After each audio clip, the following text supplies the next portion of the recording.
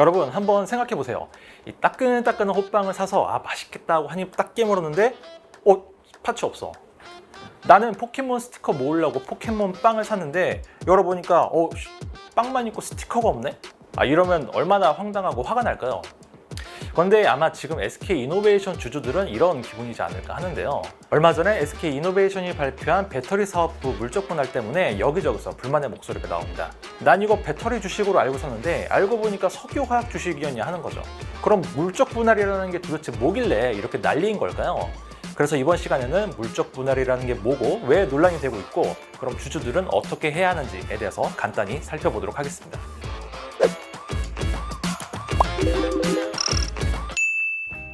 기업 경영에서 분할이라고 하면 말 그대로 기업을 나누는 겁니다. 예를 들어서 콩국수와 칼국수 두 가지 메뉴를 파는 식당이 있다고 해볼게요. 이 집이 너무 맛집이어서 손님들로 항상 북적이는데 문제는 이 콩국수를 찾는 손님은 콩국수만 찾고 칼국수를 찾는 손님은 칼국수만 찾는다는 거예요. 그래서 주인은 이렇게 생각을 합니다. 두 메뉴를 다 팔지 말고 칼국수 전문점, 콩국수 전문점을 내자. 그래서 원래 하나였던 식당을 둘로 쪼개는데 이런 거를 분할이라고 합니다. 기업도 사업을 하다 보면 사세가 커지면서 사업도 여러 분야로 확장하게 되잖아요. 근데 회사가 작을 때는 큰 문제가 없는데 회사가 커지다 보면 각 사업부를 효율적으로 경영하기 어려워질 때가 있습니다. 그럴 땐 사업부를 따로 법인으로 독립시켜서 책임 경영을 강화하고 경영 효율성을 높이는 전략을 택할 수가 있는 거죠. 물론 회사가 커진다고 무조건 다 분할을 해야 되는 건 아니고요. 이거는 어디까지나 경영자의 선택 사항입니다. SK이노베이션도 마찬가지인데요. 지금 SK이노베이션의 사업 부문을 보면 크게 석유 사업, 화학 사업, 윤활유, 배터리 소재, 그리고 석유 개발 및 기타 사업으로 나뉩니다. 이렇게 사업 분야가 다양하고 또 기업 규모도 크다 보니까 이 하나의 조직이 이런 사업부들을 다 총괄하기에는 한계가 있는 거죠. 그래서 SK이노베이션은 예전부터 각 사업부를 별도의 회사로 독립시키는 분할을 실시했습니다. 그런데 이 구조를 잘 보시면 SK이노베이션이 대부분 자회사의 지분율을 100%씩 갖고 있는 게 보이실 거예요. 이 분할에는 두 가지 종류가 있는데 이렇게 100% 회사로 분리시키는 걸 물적 분할이라고 하고 기존의 주주 구성 그대로 회사를 쪼개는 걸 인적 분할이라고 합니다. 잘 이해가 안 되신다고요? 그러면 이해를 돕기 위해 그림으로 설명을 해볼게요. 지금 SK그룹의 지배구조에서 SK이노베이션 부분만 따로 떼보면 이렇게 그려볼 수가 있습니다. 지주사 SK가 있고 이 SK가 SK이노베이션의 지분 33.4%를 보유하고 있죠. SK이노베이션 안에 있던 각 사업부들을 물적 분할하면 이런 그림이 됩니다. SK가 SK이노베이션을 지배하고 SK이노베이션이 100% 지분율을 갖고 각 자회사를 지배하는 그림인 거죠. 그런데 만약에 SK이노베이션이 물적 분할을 하지 않고 인적 분할을 했다면 어떤 그림이 될까요? 기존의 주주 구성이 그대로 유지가 되기 때문에 SK이노베이션의 사업부는 SK이노베이션의 자회사가 되는 게 아니라 지주사 SK의 자회사가 됩니다. SK가 SK이노베이션, 에너지, 종합화학, 아이테크놀로지, 루브리컨츠 등등등 이런 회사들을 모두 33%씩 보유하는 형태가 되는 거죠. 그럼 주주 입장에서는 뭐가 달라지냐? 내가 A라는 회사의 주식을 갖고 있는데 이 회사가 어떤 사업부를 물적 분할하게 되면 주주는 그 분할되는 회사의 주식을 단 한 주도 받을 수가 없습니다. A 회사의 100% 자회사가 되기 때문이죠. 그런데 만약에 인적 분할을 하게 되면 분할 비율만큼 신설 회사의 주식을 받을 수가 있습니다. 내가 A 회사 주식 10주를 갖고 있는데 이 기업이 순자산의 40%를 떼서 법인을 신설하는 인적 분할을 했다고 하면 분할 비율은 6대 4잖아요. 그러면은 나는 A사의 주식 6주와 분할 신설되는 회사 B의 주식 4주를 받을 수가 있는 거죠. 인적 분할과 물적 분할 중에 뭐가 더 좋다거나 나쁘다 이렇게 얘기할 수는 없습니다. 그 회사가 놓인 사정이나 경영 전략에 따라서 선택을 하는 거죠. 그런데 그 회사가 알짜 사업부를 물적 분할하는 경우에는 얘기가 좀 달라집니다. 이 회사 입장에서는 최선의 선택일 수는 있어도 주주 입장에서는 최악이거든요. 지금 SK이노베이션이 그런 경우인데요. 앞서 얘기한 것처럼 SK이노베이션은 그동안 여러 사업부들을 물적 분할해 왔는데요. 이번에는 배터리 차례였습니다. SK이노베이션의 신성장 동력이라고 할 수 있는 배터리 사업을 물적 분할하겠다고 한 것이죠. 물적 분할은 100% 자회사이기 때문에 SK이노베이션 주주들은 분할되는 배터리 회사의 주식을 단 한 주도 받을 수가 없습니다. 정말 꼭 그렇게 다 가져가야만 속이 후련했냐? SK이노베이션의 주요 사업은 석유화학이고 매출 대부분도 여기서 나오는데 지금 주주들이 과연 이걸 보고 투자를 했을까요? 아마 대부분은 배터리 사업에 대한 기대로 투자를 했을 겁니다. 그런데 이걸 물적 분할하면서 단 한 주도 안 주겠다고 하니까 어이가 없는 거죠. 시장의 반응도 냉담합니다. SK이노베이션이 처음 배터리 사업 분할을 얘기한 게 지난 7월 1일인데요. 이날 주가는 하루 만에 8.8%나 빠졌고요. 그 이후에도 주가는 계속 쭉쭉 내려오다가 분할을 공식 발표한 8월 4일에는 장중에 최대 8% 가까이 급락하기도 했습니다. 지금 주가는 고점 대비 약 25% 조정받은 상태고요. 주가도 빠지고 주주들도 난리 나니까 이 회사 측은 이렇게 설명합니다. 이 물적 분할을 해도 기업 가치에는 변함이 없다. 뭐 딱히 틀린 말은 아닌데요. 이 회계상으로는 변한 게 없거든요.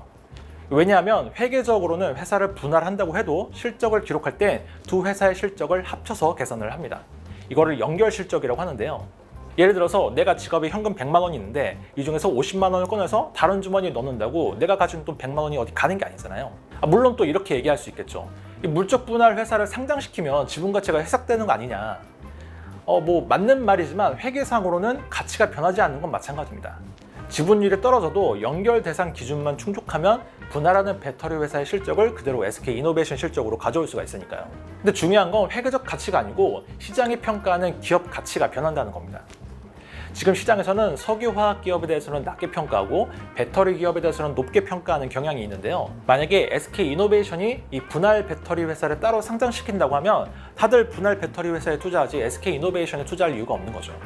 또 주주들이 화가 나는 건 분할하는 배터리 회사에 현금을 거의 다 몰아줬다는 겁니다. 분할 내용을 보면 SK이노베이션은 물적 분할 이후에 투자 회사 SK이노베이션과 배터리 회사인 가칭 SK배터리 그리고 석유 탐사 개발 회사인 SKEMP로 나뉘는데요.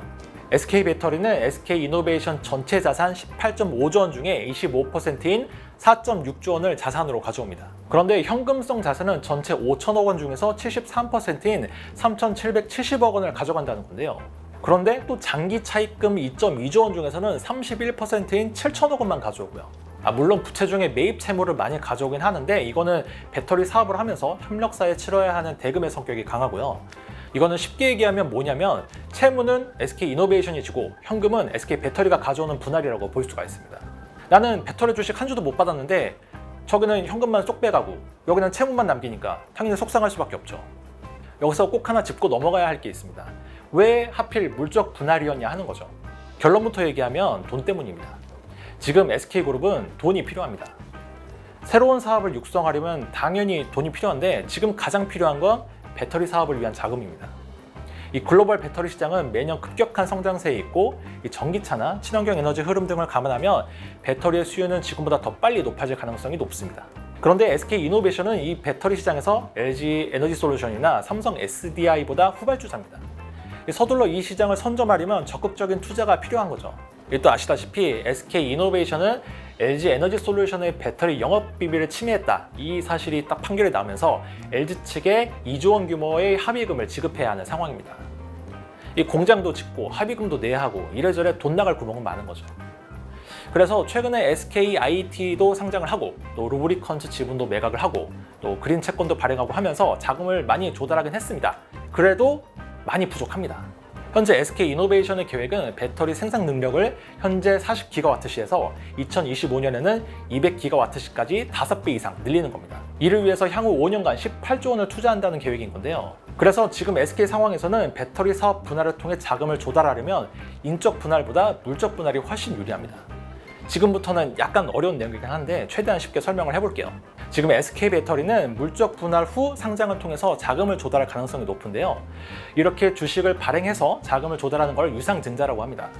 이 유상증자는 크게 일반 공모, 주주 배정, 제3자 배정 이 세 가지 방식이 있는데요. 이 주주 배정은 기존 주주들 대상으로 신주를 발행을 하는 거고 일반 공모는 기존 주주들을 포함해서 모든 일반 주주를 대상으로 투자금을 받고 주식을 발행하는 겁니다. 제3자 배정은 특정 투자자, 보통 기관인데 이 특정 투자자가 대규모 자금을 투자하는 방식입니다. 이 물적 분할은 이 중에서 일반 공모 그리고 제3자 배정 두 가지 방식을 사용할 수가 있는데요. 이 두 가지 방식의 특징은 기존 주주의 지분율이 희석이 된다는 겁니다. 이 주주 배정은 기존 주주들에게 동일한 수량의 신주를 발행하기 때문에 지분율 변화는 거의 없습니다. 그런데 일반 공모와 제3자 배정은 추가 투자를 받은 만큼 기존 주주들의 지분율은 하락하는 거죠. 여기서 물적 분할의 장점이 나옵니다. 물적 분할은 분할회사의 지분을 모회사가 100% 갖는 방식이잖아요. 그렇기 때문에 추가 투자를 웬만큼 많이 받지 않는 이상 모회사의 지배력이 흔들릴 정도로 지분율이 떨어지지 않습니다. 현재 SK그룹의 지배구조상 어쩔 수 없이 물적 분할을 선택한 측면도 적지가 않은데요. 이 공정거래법상 SK와 SK이노베이션은 지주회사입니다. 지주회사는 규정에 따라서 상장 자회사의 지분을 20% 이상 보유해야 하는데요. 이 앞서 설명했다시피 SK는 SK이노베이션 지분 33%를 갖고 있습니다. 그런데 만약에 SK이노베이션이 배터리 사업을 인적 분할하면 SK배터리는 SK이노베이션의 100% 자회사가 되는 게 아니라 지주사 SK의 33% 자회사가 됩니다. 그런데 아까 얘기한 것처럼 지주사는 상장 자회사 지분 20% 이상을 갖고 있어야 하기 때문에 이 상태에서는 추가 투자금을 많이 받을 수가 없어요. 예를 들어 볼게요. 만약에 이 SK배터리의 가치가 10조 원으로 평가받는다고 하면 인적 분할을 했을 때 SK배터리는 최대 6.5조 원까지밖에 투자를 받을 수 없습니다. 그 이상 받으면 SK 지분율이 20% 밑으로 떨어지기 때문이죠. 그런데 물적 분할을 하면 얘기가 달라집니다. SK이노베이션의 100% 자회사가 되기 때문에 10조 원을 투자받아도 지분율 50%를 유지할 수가 있는 거죠. 지주사 규정인 최대 20%까지 낮춘다고 하면 최대 40조 원까지도 투자받을 수가 있습니다. 이거 다시 말씀드리지만 이거는 단순한 예입니다. 물론 인적 분할을 해도 최대 주주의 지분율 희석이 없이 자금을 조달할 수 있는 방법이 있습니다. 아까 얘기한 방법 중에 하나인 주주 배정 방식으로 하면 되는 건데요. 그런데 주주 배정 증자를 하면 당연히 최대 주주인 SK도 증자에 참여를 해야 됩니다. 쉽게 얘기하면 돈을 더 내야 된다는 거죠. 만약에 1조 원을 조달한다고 하면은 지분율에 따라서 3천억 원은 SK가 투자를 해야 되고요. 3조 원이라고 하면 1조, 10조 원이라고 하면 3조 원을 SK가 추가 투자해야 된다는 얘기입니다. 쉽지 않은 일이죠. 이런 측면에서 SK이노베이션의 물적 분할은 더 욕을 먹을 수밖에 없습니다. 물적 분할을 하게 되면 지주사 SK와 오너 일가는 돈 한 푼 들이지도 않고 또 지분율 희석을 걱정할 필요도 크게 하지 않고 대규모 자금을 조달할 수가 있는 겁니다. 그런데 주주들은 어떤가요? 이 물적 분할 때문에 주가가 하락하면서 엄청난 손실을 입었는데 배터리 주식은 단 한 주도 못 받았잖아요. 그래서 주주들의 일방적인 희생을 강요하는 물적 분할 아니냐 이런 비판이 나오고 있는 겁니다. 물론 SK이노베이션도 이런 불만을 모르는 건 아닙니다. 그래서 주주들을 달래기 위한 방법 중에 하나로 배당 강화를 검토를 하고 있는데요. 이 정관 변경을 해서 이 현금뿐만이 아니라 주식 배당도 가능하도록 하는 방안을 추진 중입니다. SK배터리가 상장하고 나면 이 주식을 SK이노베이션 주주들에게도 조금 나눠줄 수도 있다는 얘기인 거죠.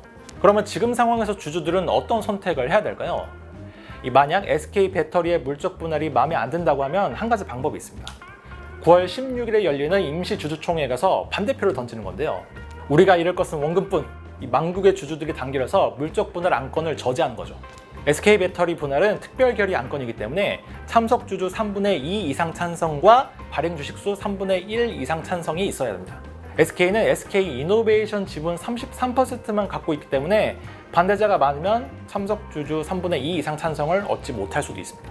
관건은 국민연금인데요.